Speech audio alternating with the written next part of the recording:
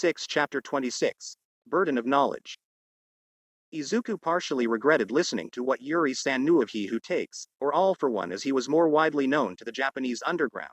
Then again, he wasn't sure how anyone was supposed to handle learning a literal ancient evil was real. But as he drove home, he couldn't help questioning how All for One had remained so well hidden for so long. Even if he stuck to the shadows like Yuri-san explained, there was no way with a countrywide network as he supposedly has that the government didn't know about him. And if they did, why hasn't anyone blown the whistle on this, and have an international warning sent out?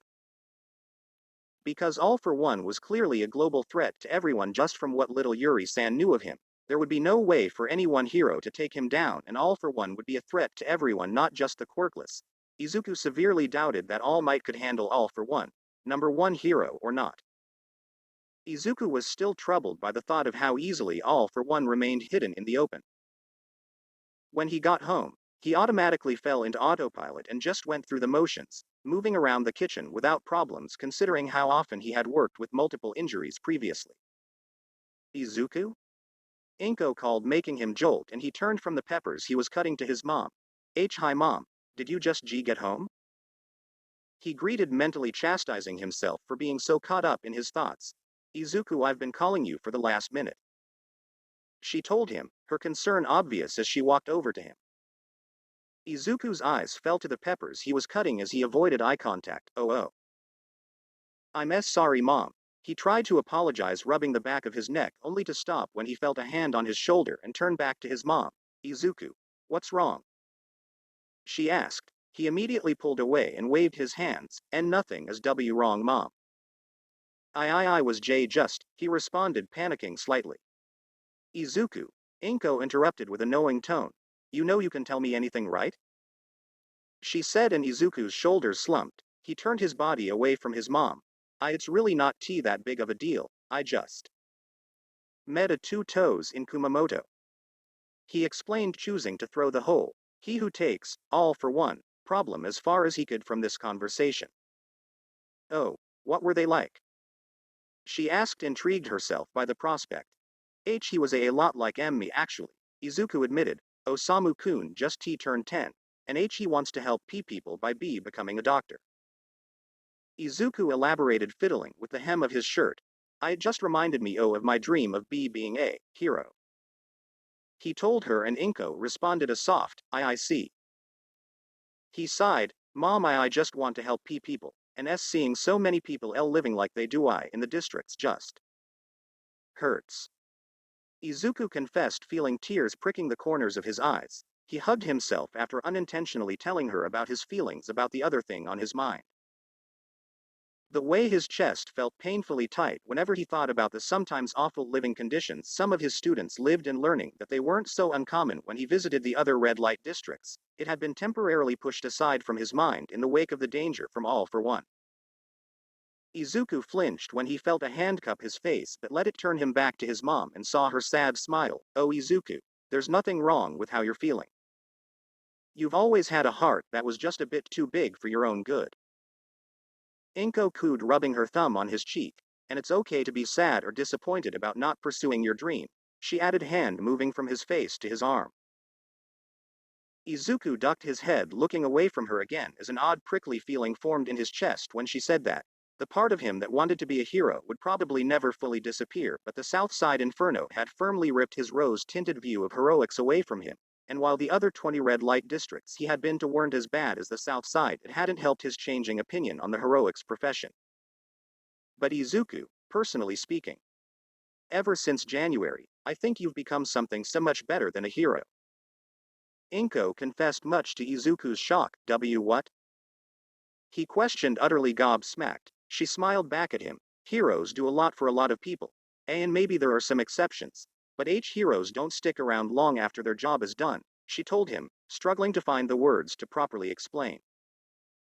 Once the villain is defeated or the disaster cleaned up, they move on to the next problem, leaving the victims to deal with the aftermath on their own. The most they'll usually do is pay for the damage they see caused or donate money to charities. She elaborated, and Izuku knew she was right, about limelight heroes anyway, even if it hurt to admit to that fact to himself. But what you're doing right now, You're doing so much more for them. You're helping them survive day to day and giving them the chance to make their lives better by teaching everything you can know. Izuku, why you've done for those people, what you'll continue doing for them, they'll never forget that. She said, not bothering to hide the pride in her voice as she did, making Izuku a bit flustered. You don't need a plastic card to change someone's life, Izuku. You're already doing that, and even though it means I can't see you as much and I'm utterly terrified that you might get hurt one day. That will never change how proud I am of the man you're becoming. Inko told him with confidence and certainty she rarely possessed. Upon finishing her speech, Izuku felt big fat Midoriya family tears pouring from his eyes, completely overwhelmed by the emotions dredged up from his mother's words. Mom. He whimpered, wondering for what was probably the 1000th time, what he had done to deserve such a wonderful person for a mother. Inko smiled at him softly and reached for his face with both hands, then brought his forehead to hers, letting him get it all out as he cried, then gave him her work hanky. Izuku was still trying to put himself back together into something resembling a functioning member of society when his mom loudly clapped her hands. I think it's been too long since we had a pizza night, so we should do that tonight, she declared with a determined look on her face. But I've already started cutting peppers for stir-fry. Izuku pointed out, we'll just put it on the pizza. I've always wanted to try peppers on pizza. Inko cheerfully responded, but it's the spicy peppers. And we don't have any dough. Izuku countered, then we'll just have to make it from scratch. She replied, unbothered by the fact and not addressing the peppers, Mom. Izuku whined in protest but couldn't stop himself from smiling as she left the kitchen to change out of her scrubs. When Inko returned, the two of them got to work making pizza together, listening to hand-up radio as they did, singing along when a song they liked came on, and Izuku had even been prompted to dance along with her for one. Neither of them were very good at either, but Izuku couldn't deny that it was fun to do after all the stress of the past few days, and as the pizza baked in the oven, Izuku and Inko transformed the living room into a pillow fort again. Later, both Izuku and Inko were wrapped up in blankets watching Batman vs. Teenage Mutant Ninja Turtles, one of Izuku's favorite movies, and eating a slice of pizza. The danger of all for one hadn't left Izuku's mind, but his mom's attempt to cheer him up had certainly helped to melt away the weight on his shoulders, and for the first time since Kumamoto, Izuku felt himself start to actually relax. Izuku sighed, leaning back against the couch, content with good food in his stomach and wrapped up in a fluffy blanket. Turning to his mom, he couldn't help feeling really grateful for everything she had done for him. Hey Mom, he said, and she turned to him with a soft hum of acknowledgement. Thank you for everything you've done for me. You're the greatest, Mom, Izuku told her as he snuggled up to her. She chuckled softly and ruffled Izuku's hair. What are you talking about, Izuku? Inko asked with a hint of amusement in her tone. Visiting the other districts reminded me how lucky I am to have someone amazing as you in my life, he answered, moving closer to her, and Inko smiled back. You're too kind to me, Izuku, she responded by kissing his forehead. I'm just trying to do what's best for you, she said modestly as she averted her eyes. And I'm going to tell how incredible you are for that, Izuku replied, hugging her and burying his head in her chest, making Inko laugh, hugging him back. Oh, Izuku, she exclaimed, making Izuku's heart feel even lighter, even then burst into tears. It was fine, they were happy tears.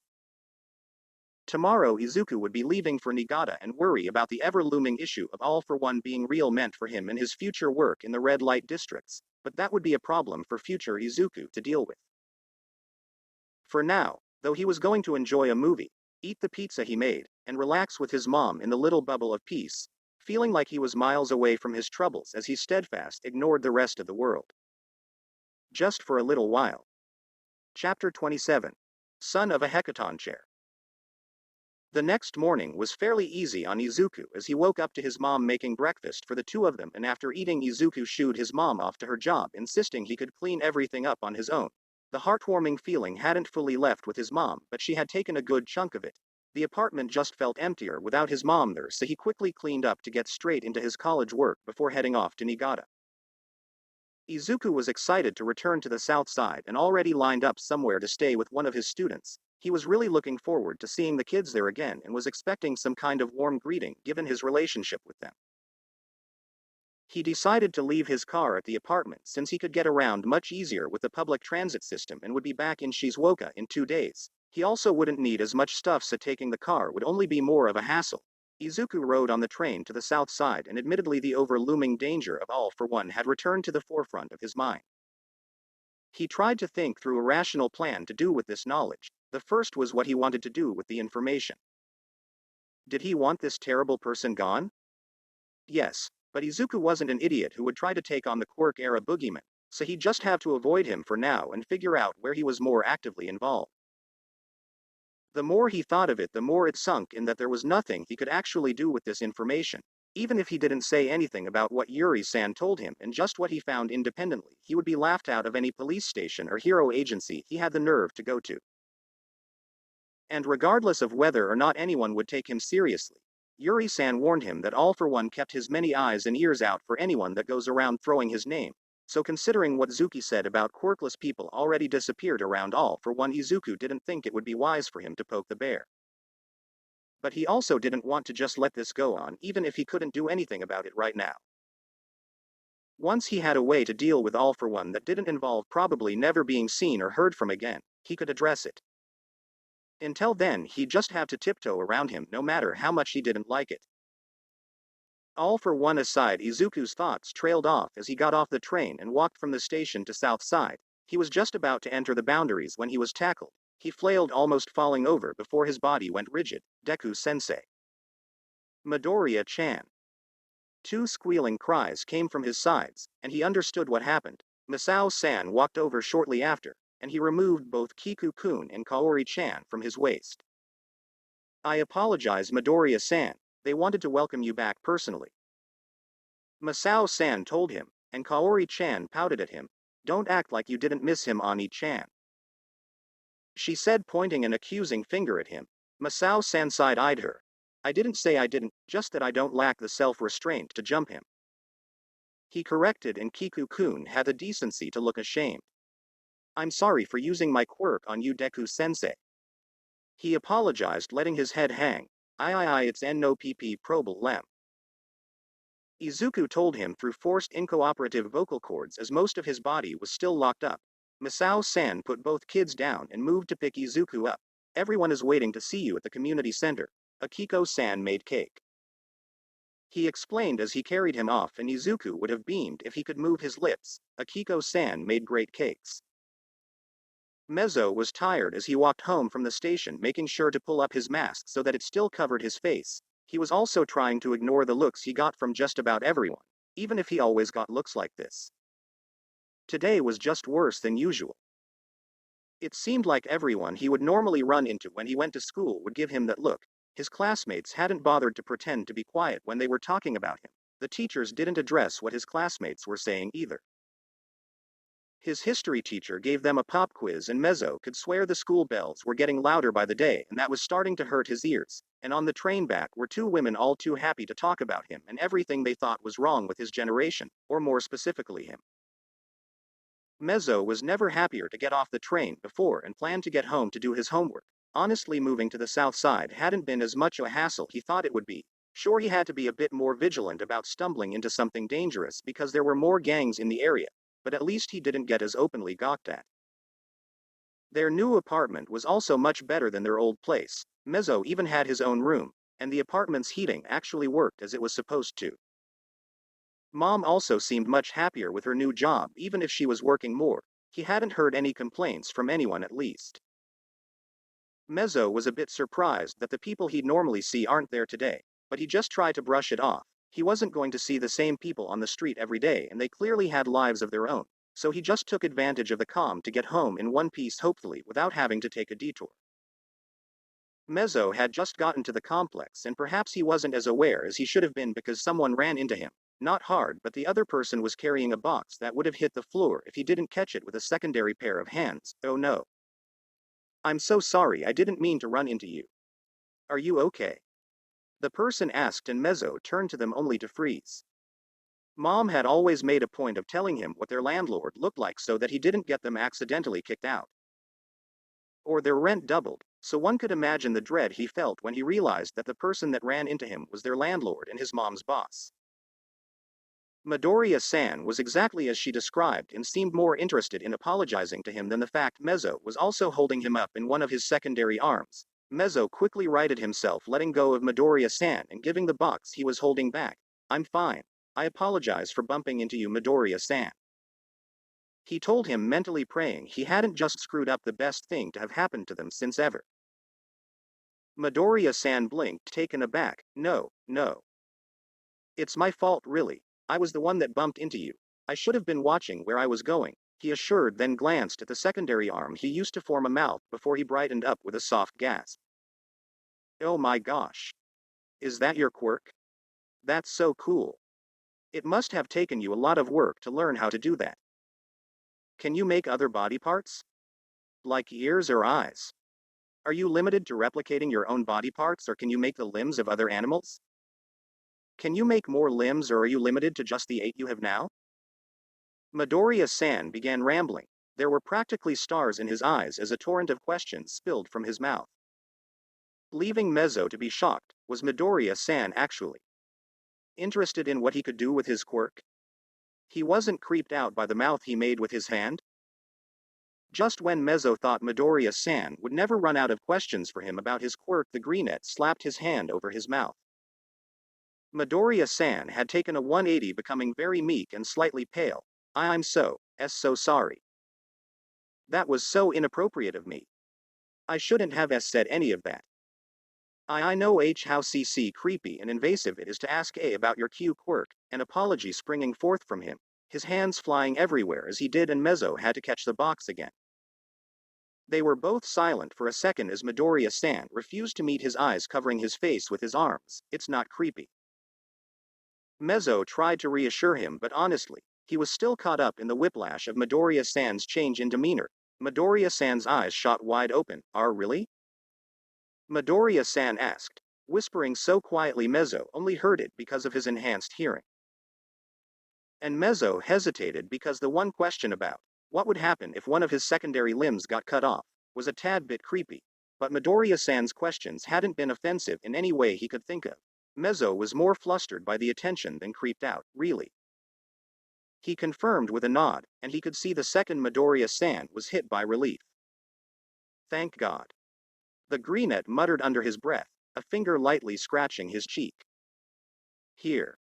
Mezzo said, offering the box back, and Midoriya-san's face turned a tad red as he took it back. All right, thank you. He replied, still very bashful. Why, you're Shoji-san's son, Mezzo-kun, right? Midoriya-san asked sheepishly, and Mezzo nodded. Masao-san mentioned you. He said you both go to Shiritsu. The greenette explained, having regained some confidence. Ah, yes, Miyaki-senpai is hard to miss. Reptile mutation aside, Miyaki-senpai is the only person I've met my age that was taller than me. Mezzo mused in his head. Meeting him had been rather surreal, as he had become used to towering over most people at 5 feet 9 feet. This is embarrassing. I'm sorry for not introducing myself to you earlier. I've been kind of busy. Midoriya-san apologized again. I've heard. Mezzo commented, recalling multiple times overhearing his neighbors talking about him leaving to travel. Why, yeah, but I still shouldn't have bombarded you with questions about your quirk. Midoriya-san added with an awkward chuckle. Mezzo frowned when he said that, because while he hadn't expected it, Midoriya's questions weren't fully unwelcome. He had honestly thought he knew what his quirk did pretty well. He could grow multiple limbs from his 6 arms and transform the ends into hands, facial features to enhance one of his senses, or even another head if he wanted. But he couldn't even answer half of Midoriya-san's questions if he wanted to. It's all right, I just don't know the answer to most of your questions, he admitted, rubbing the back of his neck. His previous counselors certainly hadn't asked him to try much of anything after seeing him form other copies of his own features. His quirk had always just freaked them out too much, and he admittedly wasn't that invested in exploring his quirk's boundaries in retrospect. Part of Mezzo was disappointed that he didn't know as much as he previously believed about the quirk he's had since birth. A lot of the questions Midoriya-san had asked were kind of vital to know, like what would happen if a secondary arm got cut off. Mezzo was now somewhat worried if such a loss would be permanent. Midoriya-san didn't seem disappointed by his confession. Oh well, it wouldn't be too difficult to test most of that. Honestly, I think you've figured out the most difficult parts if you can communicate so flawlessly with the mouths you made. He softly encouraged, and Mezzo felt touched by the Greenette's acknowledgement of the work he put into making his secondary mouths functional. It had taken him years to perfect the temporary vocal cords. I'd probably suggest you start by seeing if you mimic someone's voice, since you've had practice making vocal cords to mimic your own voice, or seeing if you can push the boundaries of the features you replicate by trying to extend the tongue in your handmouth by a few inches. It's a great starting point since it's a soft muscle instead of shifting hard bone matter.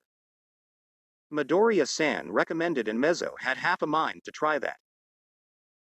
Mimicking someone else's voice sounded like something that would be incredibly useful for a hero, and there were a lot of people who could imitate other people's voices without any aid of a quirk. Voice acting was a whole career and everything.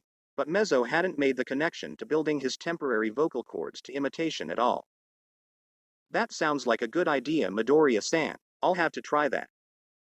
You seem to know a lot about quirks. Do you have an analysis quirk of some kind? Mezzo told him, finding himself a bit curious since he would have been sure Mom would have mentioned that. Midoriya-san's face got red, and he awkwardly chuckled again. What? No, and nothing like that. Quirk analysis is just a hobby I've had since I was young. I'm in college for it actually, but I'm really flattered you think I'm anywhere near that smart.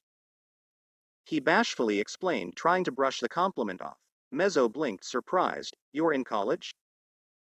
He asked. He didn't know people without intelligence quirks were allowed to start college at their age.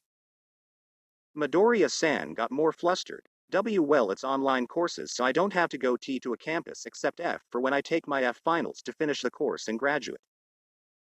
Midoriya-san elaborated. Not that it put a dent in Mezzo's awe, because online or not, that was very impressive to manage at their age on top of owning property. Gee, going back to your quirk, you don't have to tell me anything about your quirk, Mezzo-kun, or try anything I mention. We hardly know each other, and I don't expect you to tell me anything private like that. Midoriya-san insisted, shyly ducking his head, still a touch red-faced. Mezzo stood staring at Midoriya-san. He wasn't sure if he was the best judge of character, but nothing about Midoriya-san had sent him any red flags other than the brief dismemberment question. So after a moment of consideration, he couldn't quite see a downside to talking about his quirk with Midoriya-san. He probably learned more about his quirk in the past few minutes with the Greenette than years of counseling sessions. I don't mind talking about quirks with you, Midoriya-san. Mezzo told him. Midoriya-san's mouth fell open and he stared back, Mezzo blinking multiple times. Why, you don't?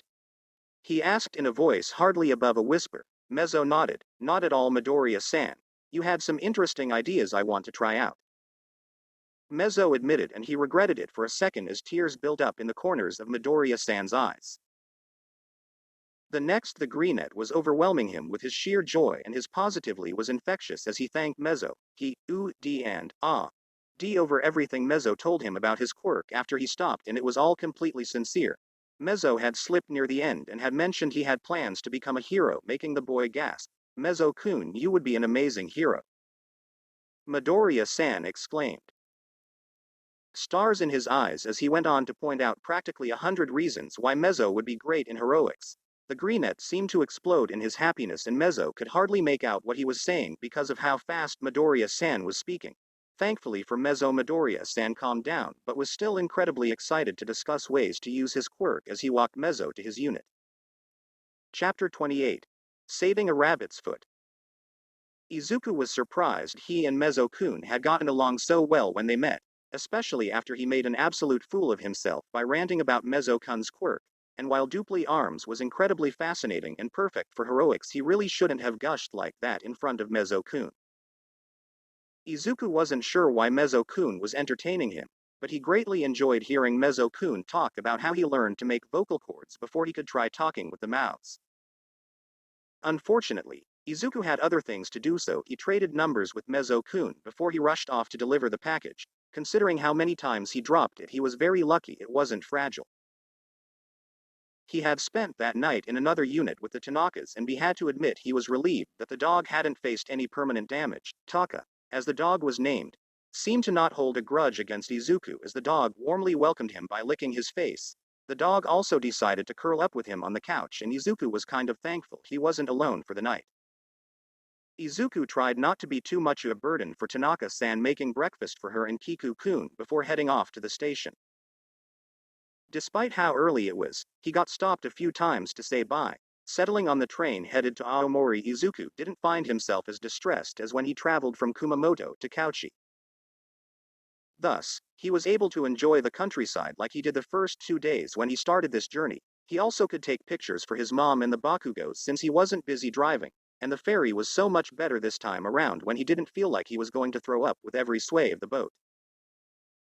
Hokkaido was bigger and the cities were more spaced out, so he chose to forego his info binging and only do 3 hours of college today. Izuku would just make up for it tomorrow on Sunday after he got home. The red light districts on the island were probably the best looking given that the people had the rich natural resources around to provide for themselves.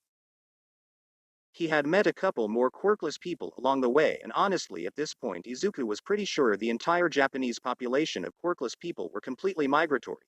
Not that he could blame them, since a good deal of them also knew All for One had a preference for making them disappear if they stuck around too long.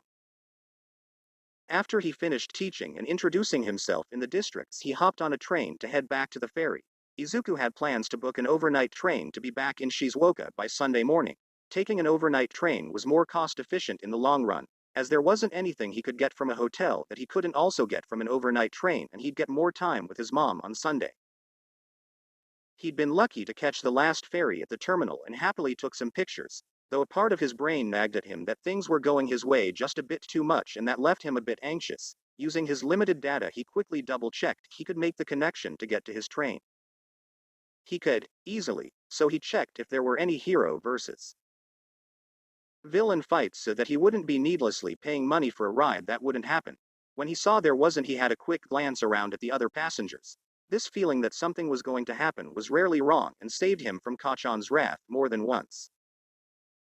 A person rarely abandoned their instincts after surviving on them for so long, and as paranoid as it made him sound, he was going to trust those instincts, trusted them so much that by the time he got on the train he was justifiably flinching at any sharp movement in his direction. Well, perhaps justifiable to anyone quirkless, or that knew of All for One. Izuku settled in his small cabin but couldn't really fall asleep as his nerves kept him too on edge. He was heavily debating whether or not to use up his data to listen to something put himself at ease when there was a knock at his door. Izuku's body tensed, and he hesitated before cautiously approached the door with his taser in hand. He should get Auntie Mitsuchan a gift for getting him it. Timidly he debated not answering when a second more insistent knocking came from his door. Izuku's body was trembling as he reached for the door and cracked it open just enough to see outside, but he was ready to slam it shut if necessary. However, Izuku wasn't faced with some stereotypical mobster but a little girl that couldn't have been older than 6. Izuku's brain stalled as he stared at her. "Please let me in. I need to hide. Please help me, mister. Please help me. Please, please," the girl pleaded, tears streaming down her face. Snapping out of his stupor, Izuku yanked open the door and swiftly ushered the girl inside without question, then slammed the door shut and locked it. Izuku was about to ask the girl why she was so frightened when an echoing voice called from the hallway, "Come on, kiddo. Come out wherever you are. Little bitch," causing the girl to bury her face into Izuku's stomach, bawling uncontrollably. Izuku sharply inhaled and wrapped his arms tightly around the girl, forcing her to sit against the door with him. Shushing her as quietly as he could once, he heard the man calling for the girl. As he passed by his cabin, Izuku could hear the man pause outside, and Izuku quickly put his hand over the girl's mouth. They both sat holding their breath as they rigidly waited for any sound of the man. After what felt like an eternity, the man cursed and continued to call for the girl as he got further and further from Izuku's cabin. It wasn't until Izuku was absolutely sure he couldn't hear the man's voice before he allowed himself to relax. He sighed, removing his hand from the girl's mouth, and turned to her to get a better look at her. The girl's quirk was fairly obvious as he noted 2 long floppy ears limply hung from where her ears should be, and they were black like her hair, and she had a small matching fluffy rabbit tail. She was also older than he first thought, probably closer to 10. She was still very frightened as she clung to him, trembling. Izuku gently stroked her hair. "He's gone now. Are you all right?" he softly asked, getting a whimper back, but she nodded. Izuku gently pulled the girl into his arms, then carried her over to his bunk and got out a hanky to help clean up her face, looking the girl over for any injuries as he did, but he didn't see anything other than a hand-shaped bruise that took up a good chunk of her left arm. "What's your name?" Izuku questioned, wanting to put a name to her face. She sniffled, "Umiko." She told him, hands coming up to rub at her face. That's a pretty name, Umiko-chan." He complimented, patting her on the head. "Can you tell what happened, Umiko-chan?" he requested, not pushing her too hard about telling him. I was on the way to my room when he grabbed me. He dragged me away. I bit his hand, then ran off. Then I knocked at your door and..." Umiko trailed off, and Izuku quickly placed a hand on her shoulder. "It's okay, Umiko-chan. Do you have anyone with you? Your parents or a sibling?" he inquired, because he wanted to know if someone was looking for Umiko now and not when officers came knocking. Umiko shook her head, and no, I was supposed to ride the train to visit Saba-chan. She told him, and Izuku did notice what he originally thought was a bracelet was an unaccompanied minor bracelet. Izuku felt his guts turn at the thought of Umiko staying in her cabin alone or returning so soon without anyone to protect her. "Okay. What's your stop, Umiko-chan?" he prodded, checking what time it was on his phone. "Tokyo." She answered, and Izuku flinched. Tokyo was close to Yokohama, and Izuku had planned on changing trains 2 stations before to be safe, but he wasn't about to abandon Umiko on a train with a kidnapper. "Oh, okay. I'm Deku Sensei, Umiko-chan, and you can stay with me until we get to your stop, all right?" he offered. Umiko nodded rapidly in response. "Thank you, Deku Sensei," she said, utterly relieved by his offer. Izuku double-checked the door was secured, then went about helping Umiko get ready for bed. She hadn't felt safe sleeping alone, so Izuku ended up laying down with her on the bed instead of on the floor next to her. He set an alarm for when they would get near to Tokyo Station, then curled up with Umiko under the blankets, making sure to keep himself between her and the door, Umiko tucked close to his chest. Once they woke up, Izuku walked Umiko to her cabin, his taser held in a death grip in the hand Umiko wasn't holding. She got changed and got her bag that was left inside, then returned to Izuku's cabin to wait for the rest of the time to the stop. Izuku carried Umiko off the train, easily handling both the girl and her bag in one arm. He and Umiko had to look around for a moment, but the girl quickly spotted her grandmother and pointed her out to him. He saw an elderly woman that wasn't much taller than Umiko and had a similar quirk, but her rabbit features were a soft pink like her hair, clutching her shirt as her attention was held by a second person with a rabbit quirk, Saba-chan. Umiko called out to the woman, and both turned to them. The horror on the woman's face melted to relief as Izuku let Umiko down to run over to her. The two hugged each other tightly, and the woman spoke in a language he knew he's heard but didn't know that much of as she kissed Umiko all over her face. Izuku had initially walked over to hand over Umiko's bag, but the person Umiko's grandmother was talking to had locked a death glare onto him the second he heard Umiko. And despite the man being barely a meter tall, he had a glare strong enough to make Izuku sure that he'd have no trouble sending Izuku to the hospital. Even if Izuku wasn't as rapidly obsessing over heroes and their debuts, he knew of Mirko, how fast she was rising through the rankings and how easily she could break concrete with a single kick. Umiko, however, had unintentionally come to his rescue when her grandmother presumably asked what happened. "There was this man that tried to grab me on the train, but I got away and Deku-sensei saved me. He saved my life," Umiko exclaimed, happily, making Izuku a touch flustered, and his hands began waving rapidly. "I didn't do that much. Jay just hid you, Umiko-chan, in my sea cabin," he quickly corrected. There was a flicker of recognition in the man's eyes once he heard Umiko say his alias, but Izuku was a bit preoccupied with Umiko's grandmother taking his hands and thanking him in a thick accent. The man placed a hand on the woman's shoulder, saying something in Italian. Izuku was now pretty sure they were speaking in Italian. The woman nodded and took Umiko into a nearby cafe, leaving Izuku alone with the other rabbit-quirked person. The man differed from the other two as his ears were fully mobile and upright. He had white hair, fur, so Izuku didn't think he was Umiko's father, plus he was in his early 20s max. "So you're Deku-sensei," he said with a knowing tone, his arms crossed as he still stared holes into Izuku. "Why, yeah." Izuku timidly responded. "We've heard something about a two-toes running around the island," he commented, glancing down at his shoes for a second. Izuku wasn't sure if the man knowing of him was a good thing or a bad thing. A bunch of my cousins from Shizuoka have been saying you're not that bad. The man told him as he stepped closer to him. Izuku gulped, twirling his thumbs as he avoided the man's eyes. I just want tea to help PP people. Izuku muttered, his nerves getting the best of him. Well, Deku sensei, he said, then jumped at Izuku, making him squeak as the man snatched Amiko's bag from his hand. The man threw the bag over his shoulder, and he had placed his hand on Izuku's shoulder, making him bend down to his height when he landed. If you ever need anything, just ask around the Vespas for Raijin. The man told him, then walked off to the cafe, leaving Izuku to stare at him, processing what he just said before he sighed. You know, it would be just Izuku's luck to get an in with one of the biggest mafia groups in Japan by rescuing a little girl. Why not? A little girl was how he befriended a Russian kingpin after all. Izuku could deal with this new connection he made on Monday. For now, he was going to focus on getting home and spending a nice Sunday alone with his mom. Chapter 29. Graduation.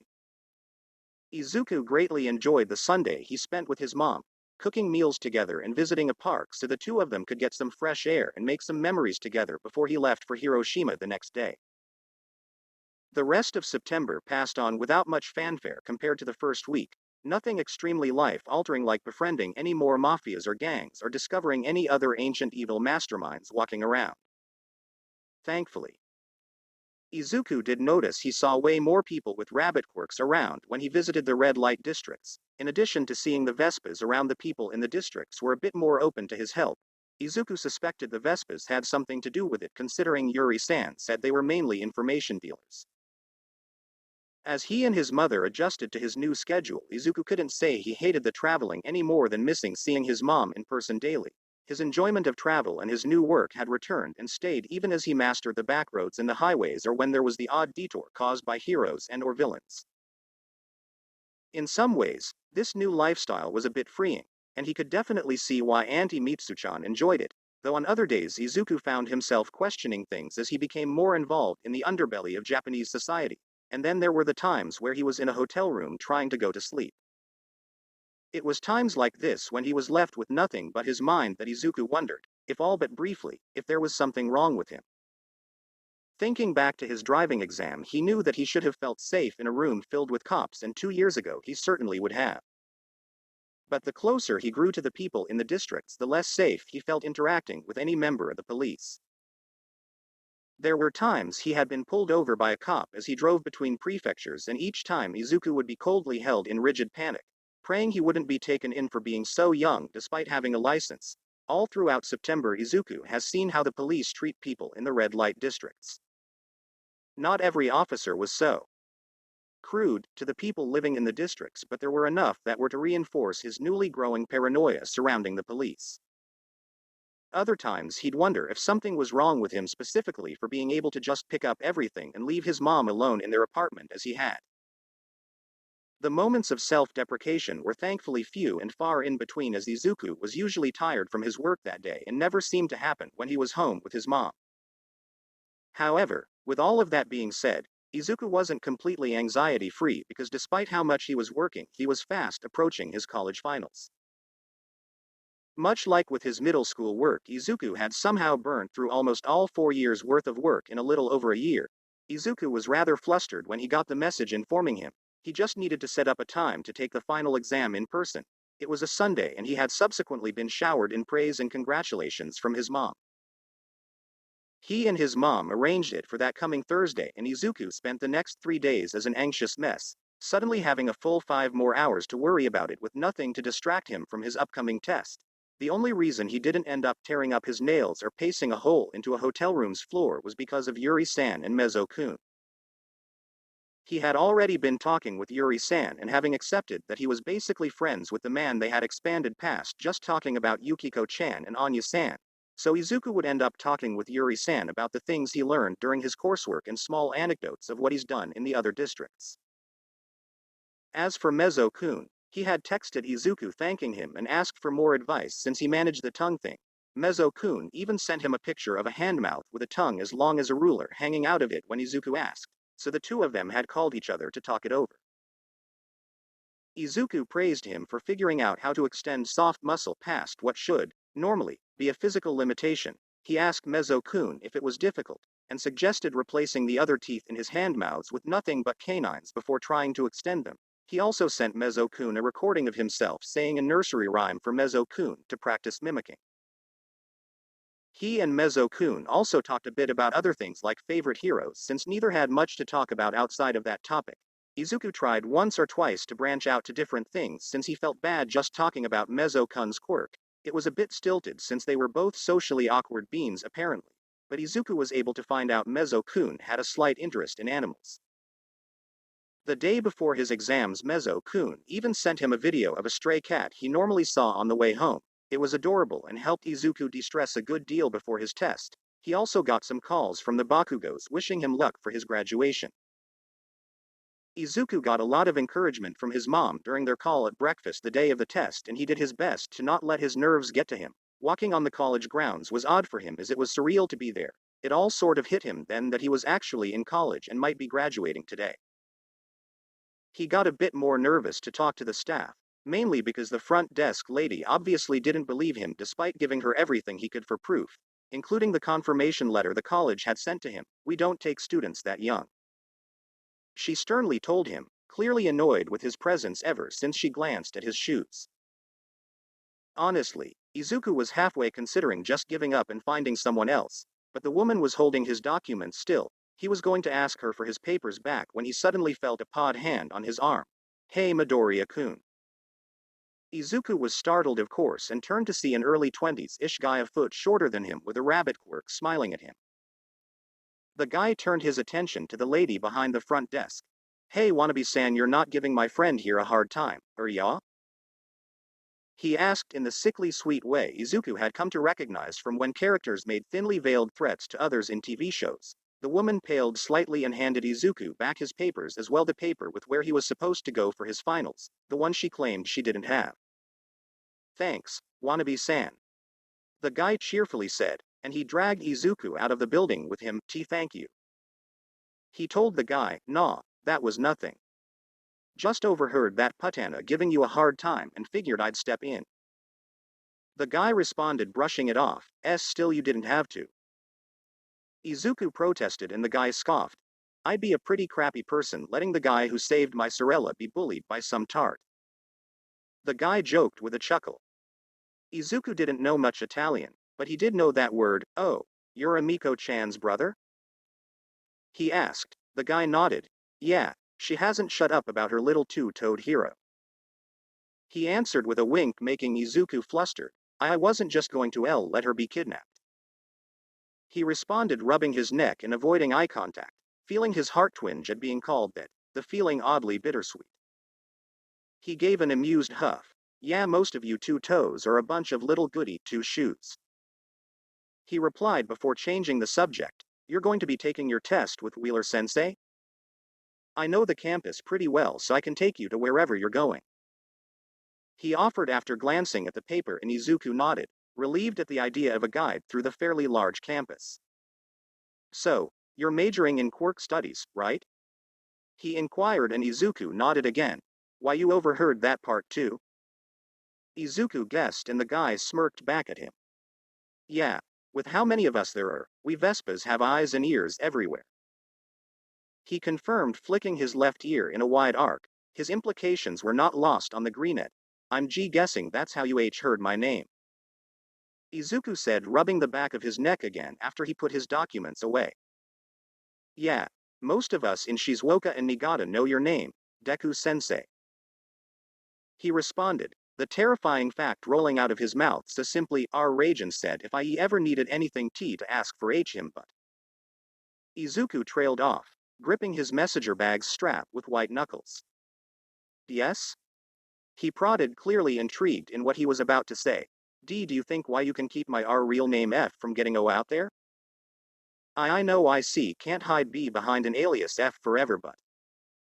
"As two toes," Izuku muttered, his eyes locked on his feet, and the other guy huffed. "Sure thing, Deku-sensei, but let's call it a personal favor for helping Amiko." "So, Rajan still owes ya, okay?" he told him with another wink. Thanks. Izuku replied, then saw they were in front of a building. And here we are, good luck Deku sensei. The guy encouraged with a light slap to his arm before he left Izuku on his own. Izuku took a deep breath, then entered the building and found the room for his test. Thankfully for Izuku, the test was not held by a quirkist, so he just had to deal with his anxiety over the test itself. 2 hours later, when he was being congratulated for completing his degree, Izuku found himself feeling it was anticlimactic as he signed his name on the certificate. Going home, he found himself questioning what to do with his 5 hours of free time since he'd finished college. Part of him thought of spending more time in the districts, but a bigger part of him wanted to go to college again. He'd really come to enjoy teaching, and he couldn't see a downside to getting a teaching license and degree. Being able to teach more efficiently would also be a benefit since he was sure there were some things that he could use to help others learn better. Izuku would have to discuss this more with his mom to get her opinion. He was trying to remember which courses he could take this time around as he made his way home to safely stash his new quirk theory degree at home. Izuku was also thinking about whether or not he'd need to get a business license for the 5 stores he was getting made. He'd need to ask Auntie Mitsu-chan or Uncle Misan if he did need a license to own small businesses. Walking into the apartment, he nearly had a heart attack when there was a series of 3 loud pops. Izuku shrieked, jumping back, and he was a seconds away from grabbing his taser when he heard the cheers of congratulations. Caught off guard, he took a minute to look inside. Both his mom and the Bakugos stood there holding party poppers. Oh, thank God. He mumbled with a sigh, clutching his chest over his racing heart. Auntie Mitsu-chan was the first to come over to him and put him in a headlock, roughly ruffling his hair. There's the little genius, she teasingly said while Izuku squirmed meekly, trying to push her away. Auntie. He whined and Auntie Mitsu-chan let him go, laughing. Izuku couldn't help chuckling himself as he was pulled into the small surprise party they had set up for his graduation. However, the best part of the day was when he went back to his room at the end of the night and found a small box stashed away in his desk. Inside were 2 small handmade clay figures that vaguely looked like himself and Kachan, both of which carried the familiar faint scent of caramel. Izuku had a very good idea of where they came from, and honestly, this was probably the closest to an olive branch he'd get from Kachan. That didn't stop him from being overwhelmed to the point of tears when he realized that, though. Chapter 30. Everybody talks. Simple observation told Nezu a lot about people and the world around him. He understood in the short amount of time he'd been alive that a majority of humans weren't worth his time, as they were only following the established social construct made to preserve their species, and he saw little reason to entertain such people. Human behavior was fairly easy to comprehend with enough time, and Nezu hardly needed a fraction of it with his quirk, so for self-preservation, he gave as much as he needed to this societal contract for the autonomy he wanted, and to preserve it he put himself in a place of power in the superhuman society that he was a part of, hence his one-man campaign to become the principal of the infamous UA. However, that's not to say he didn't care for the children under his care. He absolutely did care for them, but he couldn't quite say he held any meaningful attachment to the hundreds of students that passed through UA's doors, as in his experience, a good portion of them simply never interacted with him outside of his role as principal and rarely kept contact after they graduated. Nezu was a being of logic, having found it to be the closest thing to a friend he could feasibly manage. It wasn't that he hadn't tried, but he understood and had long come to terms with the fact it was highly unlikely to be capable of any meaningful connection with another, human or otherwise. Nezu's intelligence was, despite how many would think, frankly speaking, nothing more than a byproduct of his quirk's nature, one that was the reason for his near-complete disconnect with others. Even the few humans he spoke to with intelligence quirks had this disconnection from him. With all this in mind, Nezu hardly saw any reason to waste his time and energy trying to form something that simply wasn't going to be sustainable, hence why the majority of his connections were fellow intelligence-gathering heroes, undergrounders, or for mutual benefit. Which is why Nezu found himself in his office hours before any of the students would arrive, going over the multiple reports from his information networks with his breakfast and a cup of tea. This had become a mundane daily ritual for him.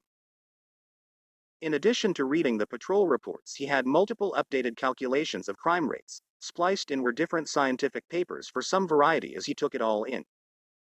However, recently in the last week, Nezu had noticed something odd in the data he was receiving. It wasn't anything major yet, but the crime rates in certain prefectures had dipped by a minuscule number of a fraction, maybe less than 0.01% on certain days. Now to most, that number could be easily overlooked, and Nezu had only briefly noted it the first time, as he always did. But this number was not random, as it floated around Japan in a consistent pattern. The number had also grown to surprising 0.15% from the first time he found it in September. Despite the seemingly innocuous nature of such a slight dip, Nezu understood too much about human behavior to think a crime rate change of 500%, no matter how small the numbers were, was benign. The statistics just didn't match up. Humans were often creatures of habit, and things didn't change that much in less than 2 months without some kind of outside influence. Of course, there could be over 100 reasons to explain the number, but very few were compatible with the clear migration the number had, or the recent introduction of the lingering dropped rate of 0.05% in the last week. This change had to be man-made. He highly doubted anyone would believe that theory out of hand, but some recent patrol reports and informants had gleaned something that had finally given Nezu solid grounding for his statistical oddity. A name had begun to be mentioned in various circles in the affected prefectures, and such an odd name it was. Deku Sensei, meaning a worthless teacher, or a useless teacher. From what little he scrounged up, Nezu had strong reason to believe that this Deku Sensei was some variant of an information broker. He had 3 reports from undergrounders, in different prefectures, that weren't touching but a part of the migration pattern, where the hero in question overheard criminals suggesting going to Deku Sensei if they needed to know something. Another report from a different undergrounder who patrolled one of the affected prefectures briefly described a conversation between a drug dealer and a client before they were both arrested, one where the client was giving details to the dealer on how to meet up with Deku Sensei. Having a new information broker in the criminal racket wasn't new and could be mildly concerning depending on the information they were dealing in. That thought was crushed, however, when paired with the drop in crime rate, because Deku Sensei was obviously behind it. Deku Sensei might not just be an information broker like he previously believed, but possibly some kind of puppet master hiding in the shadows and recruiting through favors, and puppet teacher certainly made more sense than the other possibilities. And today he got a report from one of his informants that was giving some evidence to believe his theory was a bit more credible than previously believed. The report itself was mostly comprised of just rumors, as the informant wasn't as involved in criminal matters, but he did manage to overhear a small-time crook being told to go to Deku Sensei if he wanted help with his problem. 2 weeks later, the crook escaped from a hero in the top 100 using his quirk in a previously unseen way. This proved that Deku Sensei was offering something to these people, whether it was just information or something else like strategies. Either way, Deku Sensei was clearly getting themselves a much larger hold in the Japanese criminal element, and that could be a threat. Deku Sensei was clearly establishing themselves and gaining ties, all while hiding under the authorities' radar so perfectly that the underground and intelligence gathering communities were only just now finding breadcrumbs. This was a minor issue right now, but Nezu could capably predict Deku Sensei would only get bolder and might cause them serious problems in the future if left alone. So in order to properly deal with Deku Sensei, Nezu composed some carefully worded emails to his fellow information gatherers to keep an ear out for any information on Deku Sensei. He also sent a similar email to the underground hero forums to message him if they come across anything involving Deku Sensei. Getting as much information about this mysterious broker was essential for proper capture of the individual, if necessary. There was still a lot of this Deku Sensei Nezu didn't know, and Nezu would always consider the unknown dangerous. Finishing up, Nezu cleaned up his office, putting the papers away in their proper places. Anything mentioning Deku Sensei was stashed away in the special attention drawer in his desk. Then he checked the cameras for how many of his teachers were in and where. It was only half an hour before school started, so a portion of his staff were in the teacher's lounge, and he made his way to see them about this possible issue. While a good deal of them weren't in the underground or intelligence community, he saw no reason to exclude his staff in heroics from the loop. After all, it probably wouldn't hurt to also have a few limelight heroes on the lookout for Deku Sensei. He quietly entered the teacher's lounge and carefully set himself up on top of a bookshelf, waiting a moment to see if any of them had the situational awareness to notice him before announcing himself. None of them did, but it was always more entertaining to test them to see if any of them were getting better. Wonderful morning today, isn't it, Maijima-san? he asked, popping out of his spot and into Maijima's arms, startling the many hero course teachers inside the room. Yua ye and Nezu-san, great morning. Maijima nervously answered, careful to not move or knock Nezu off as he climbed down Maijima's body. Do you need something, Nezu-san? Bulletjacker, Heroics Department head and Heroics teacher for the year, asked unfazed by the mammal's entrance as she continued writing on some documents. Nezu grinned back at her. Actually, there is something I'd like to speak to you all about. He confirmed, climbing onto the couch. He could see some of them were dreading the news he was possibly going to give them. He would have begun to explain. However, he heard a familiar pair of footsteps heading to the lounge before the door was loudly opened. At the door was a tired and highly irritated Aizawa, who aggressively trudged through the room towards the coffee machine. Despite Aizawa's prickly demeanor, the human was one of Nezu's few favorites. After all, he didn't often find such an interesting contradiction in person, much less the pleasure of one willing to stick around, as most humans he found interesting had the common sense to be wary of him. Tough shift, Aizawa-san? He inquired, watching as the man proceeded to down a cup of coffee like a shot. Aizawa had been covering another underground hero's patrol route in addition to his regular duties last night. Nezu thought that perhaps he should excuse Aizawa from teaching homeroom to allow him more time to rest. He didn't like his favorites forcing themselves through unnecessary distress. Yeah, you don't look too good, partner. Genji added, having noticed Aizawa's more frazzled appearance like the others. Aizawa scoffed as he refilled his cup. I'd like to see any of you look better after patrolling an entire prefecture by foot in one night. He spat back, pointing a threatening finger at the rest of the staff, then downed his second cup of coffee. Regaining some of his composure with the second dose of caffeine, he ran a hand through his hair, especially after that bullshit at the end. He grumbled, rubbing the bridge of his nose, the last bit, in particular, getting Nezu's attention as the peculiar fact that it was Friday flashed through his mind. Ah, might Deku Sensei perhaps still be in the area today? He mused. Oh? Do tell. He implored, choosing to speak of his theory either after Aizawa's debriefing or when school hours were over, whichever was more beneficial once he heard whatever happened at the end of Aizawa's patrol. One Aizawa's eyes twitched, and he groaned. I was finishing up Scripture's route in Yaizu's red light when a fight broke out between two gangs. Aizawa replied as he moved towards the other couch. Yamada and Kayama shared concerned glances, as would any person who has known Aizawa and his lack of self-care. Golly, sure must have been a tough fight all by your lonesome. You don't need to see Chio de Ya show? Yamada playful asked, already searching for injuries on the brunette, though it was cleverly disguised by the blonde jumping Aizawa with a hug. Aizawa huffed, passive-aggressively waving, red, shoved Yamada off in retaliation, his annoyance having nothing to do with his friend's invasion of his personal space. That's the thing. I didn't have to fight anyone, he told him, making his exasperation of this fact clear. Oh, did some naughty little limelight hero come along and spoil your fun by punishing those criminals before you could get a piece of the action? Kayama teasingly asked, wrapping her arms around him from behind the couch. She too was also subtly looking for injuries, which gained them far more points in Nezu's book. People genuinely caring for his favorites would always be a positive in his eyes. Aizawa, however, was grumpy, as he always was when this sleep deprivation and physically exhausted, and did not appreciate the woman's attention at the moment. Aizawa made this clear by briefly activating his quirk, making his hair go straight into Kayama's face, and she immediately pushed herself away, swiping at his floating hair.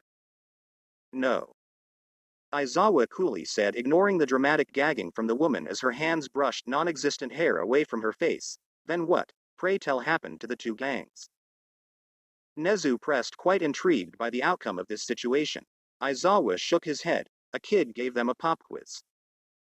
He answered, his face in deadpan. There was a moment of silence before Khan broke and asked, are you serious? Aizawa's eye twitched again. No, I'm talking shit and yanking your chain, he said, voice dripping with pure sarcasm as he threw a glare over his shoulder at the blood hero.